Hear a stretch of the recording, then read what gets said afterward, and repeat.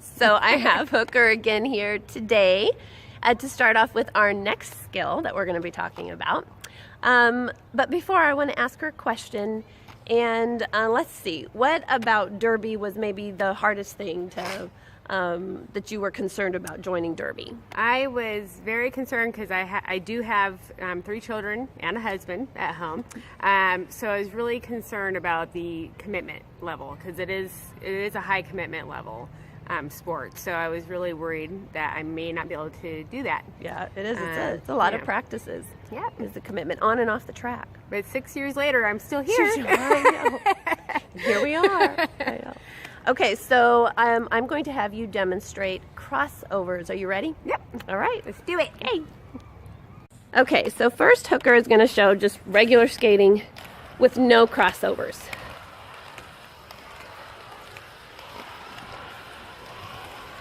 But then she's going to go into crossovers. And if you can notice, she's speeding up and getting a lot more faster. Her glide is smooth. And I say you look like a class act. Yes.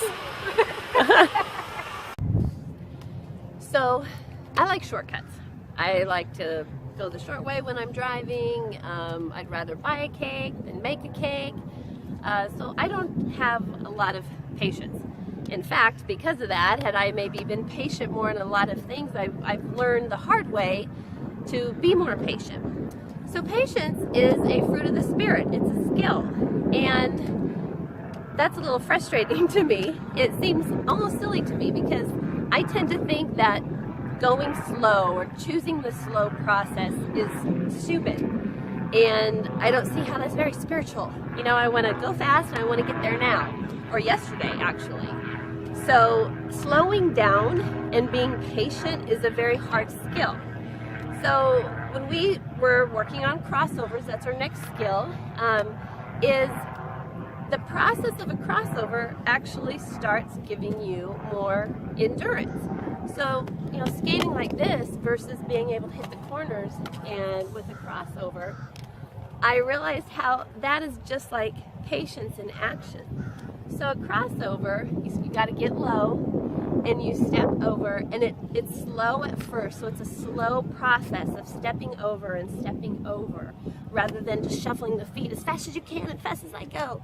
But the more you just get a rhythm and stepping over, it starts making you go faster, and it gives you endurance. And you have to have endurance to play roller derby. In fact, we have a drill, it's called 27 and 5, and it's doing 27 laps in 5 minutes, and ask any derby player how much we love doing that. We hate it. But doing the crossovers the entire time and getting a rhythm, you know, you start to feel the wind in your face and you start realizing I'm going faster than struggling like this. So applying that in your life, the fruit of the Spirit. Again, I know that God can give you patience that you're going to be surprised of because He fills you with His Spirit. But as far as the skill, you got to start practicing it. You got to find ways to slow down. If there's somebody you have no patience with and you're even struggling to love them, you know, you've got to slow down and not react and give yourself time to think through things. But you're going to have to find, what am I not patient in life? How do I slow down and learn a better process? Because patience will give you spiritual endurance. And if you don't have endurance in the game of life, just endurance at derby, you're going to poop out quickly. You're just going to, you're going to be out of breath. And same thing with patience. If you don't have patience in your walk as a Christian, then you're going to run out of endurance. You're going to get pissed off quickly. You're going to get sick of other Christians because life is being with other people. And if you can't apply being patient, you're going to just exhaust yourself by being mad and pissed off and have no spiritual endurance. And so today, pray and ask God. Actually, I probably shouldn't make you do this because vet Christians know that we really shouldn't pray for patience because then sometimes we feel like we're actually tested by it. So, but I do challenge you. I do challenge you to ask God for patience and find areas in your life that you can start to slow down and trust in Him and work out that spiritual endurance in your life. All right, see you tomorrow.